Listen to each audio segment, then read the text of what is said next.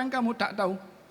Tuhan yang maha bijaksana, yang maha berkehendak, yang setiap kehendaknya pasti ada hikmahnya, walaupun kehendak itu kita tidak suka. Abdi anta turid wa ana urid, idza sallamtani ma turidu lima urid fa ana akun fi ma turid, fa in a'radta anni amma uridu ila ma turid fala yakun illa ma urid. Wahai hambaku, kamu berkehendak, aku pun berkehendak.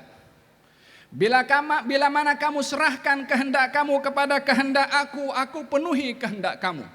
Dan kalau kamu berpaling daripada kehendak aku kepada kehendak kamu, tidak akan terjadi kecuali kehendak aku. Innama amruhu idza arada syai'an an yaqula lahu kun. Iradah mutlak daripada Allah Subhanahu wa taala. Kita diajar oleh Allah untuk belajar menerima satu keadaan yang walaupun kita tidak suka. Bukankah itu bahagian daripada hikmah dan qada dan qadarnya Allah Subhanahu wa taala? Allah menjawab, aku tahu apa yang kamu tak tahu.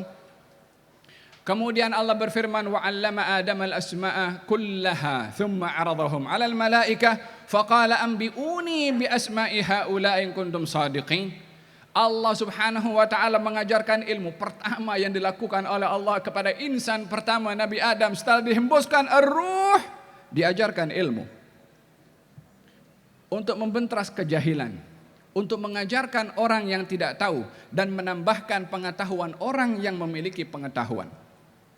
Ditanya oleh Allah kepada malaikat, ambiuni bi asma'i haula, hai malaikat, ceritakan kepada aku kepada nama-nama ini. Mereka menjawab, qalu subhanaka la ilma lana illa ma 'allamtana innaka antal alimul hakim. Allah berfirman kepada Nabi Adam, ambihum bi asma'ihim. Hai Adam, beritahu kepada mereka malaikat tentang nama-nama makhluk ini. Tugasan pertama dilakukan oleh Nabi Adam adalah menjadi seorang ustaz, menjadi seorang guru, menjadi seorang ulama yang mengajarkan kepada sesiapa sahaja termasuk malaikat ketika tidak mengetahui hal-hal yang perlu untuk diketahui oleh mereka. Dengan demikian sejarah peradaban manusia yang dimulakan dengan Nabi Adam alaihissalam diwarisi oleh para khulafa setelahnya, daripada para anbiya, daripada para rasul, daripada para ulama, adalah memberantas kejahilan. Wa fil jahli mautun li ahlihi fajsaduhum qablal guburi guburu. Orang yang jahil itu adalah mati sebelum dia mati. Fajsaduhum, jasad mereka sebelum masuk dalam kubur sudah berada dalam kubur. Bila mana seseorang itu riba hidup dengan kejahilan, maka dia sudah mati sebelum ajalnya datang kepadanya, khususnya kepada anak-anak muda, khususnya yang mereka memiliki peluang dan masa untuk belajar.